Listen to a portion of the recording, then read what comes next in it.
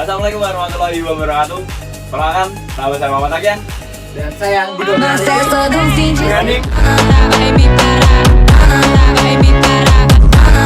Kami di sini akan mempresentasikan sebuah materi, yaitu sengketa pajak.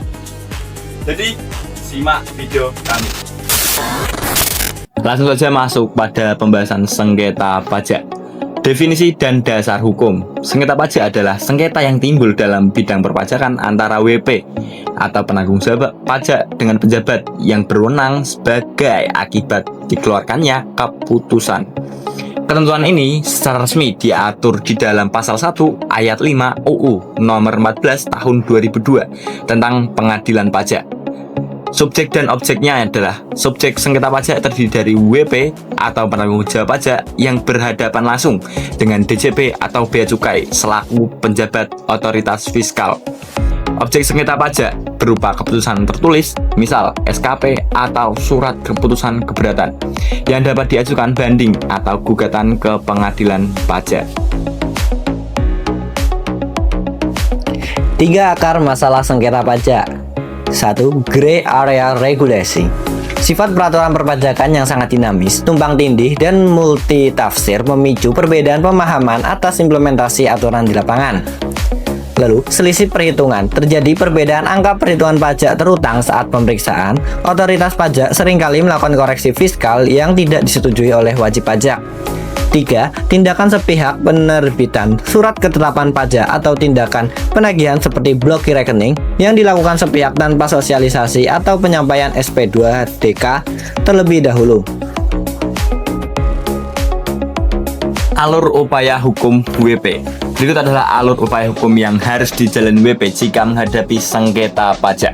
1. Keberatan. Upaya administrasi awal ke DJP atas penerbitan SKP. Batas waktunya pengajuan maksimal 3 bulan. Yang kedua yaitu banding, litigasi ke pengadilan pajak jika keberatan ditolak. Diajukan dalam 3 bulan setelah SK keberatan muncul. Ketiga yaitu gugatan. Gugatan ke pengadilan pajak terhadap pelaksanaan penagihan pajak atau aspek formal prosedural. Yang keempat yaitu peninjauan kembali upaya hukum luar biasa kepada Mahkamah Agung atau MA atas keputusan pengadilan pajak. Tahap administratif keberatan. Dasar pengajuan diatur dalam pasal 25 Undang-Undang KUP. Pengajuan keberatan disampaikan kepada KPP tempat WP terdaftar. Objek keberatan meliputi SKPKB, SKPKBT, SKPLB, SKPN, atau pemotongan atau pemungutan oleh pihak ketiga.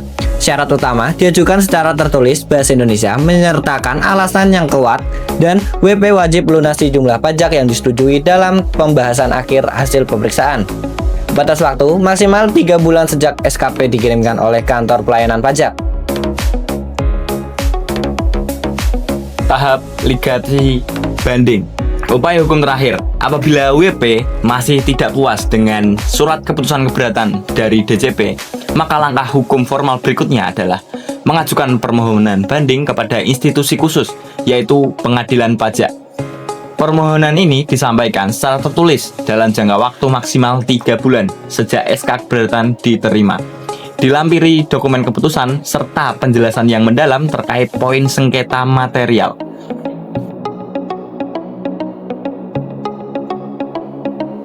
Relaksasi sanksi sengketa pajak. Upaya hukum keberatan ditolak.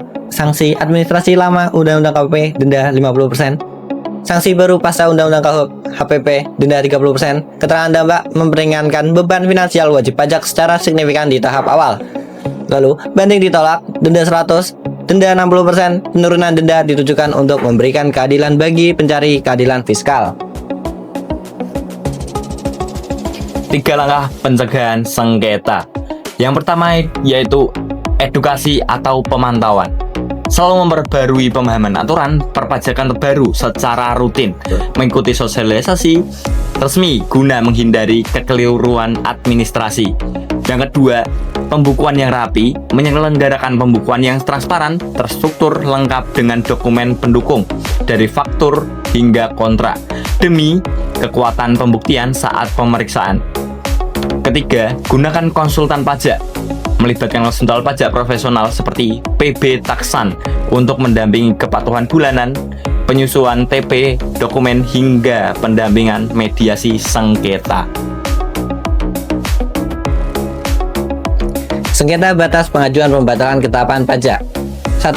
Penerbitan surat ketetapan pajak SKP kasus ini bermula ketika PT Ganwan Solo menerima surat ketetapan pajak kurang bayar SKPKB dari Direktorat Jenderal Pajak DJP. Perusahaan menilai bahwa penerbitan ketetapan pajak tersebut mengandung kesalahan dan tidak sesuai dengan ketentuan formal prosedur dalam Undang-Undang KUP.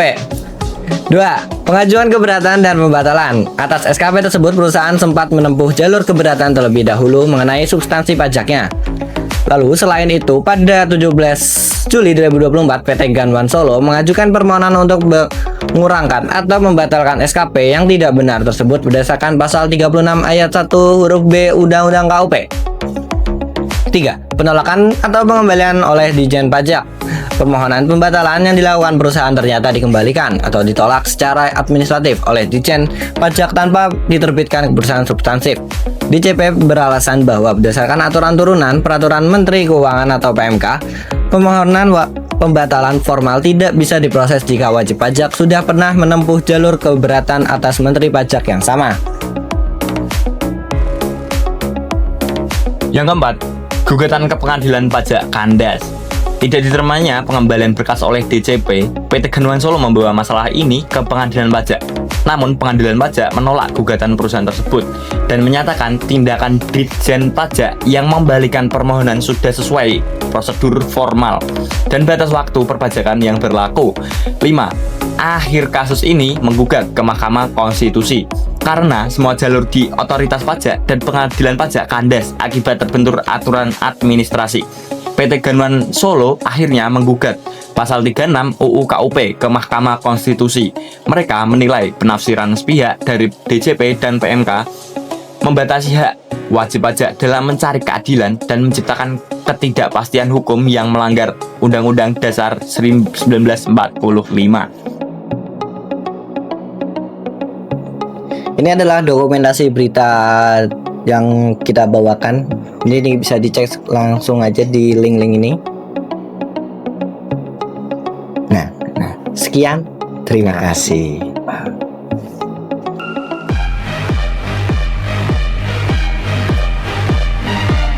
Oke, terima kasih atas atensi kalian yang sudah melihat dan menikmati video yang telah Kami buat, semoga bermanfaat. Sampai selamanya. Sekian dari kami. Wassalamualaikum warahmatullahi wabarakatuh.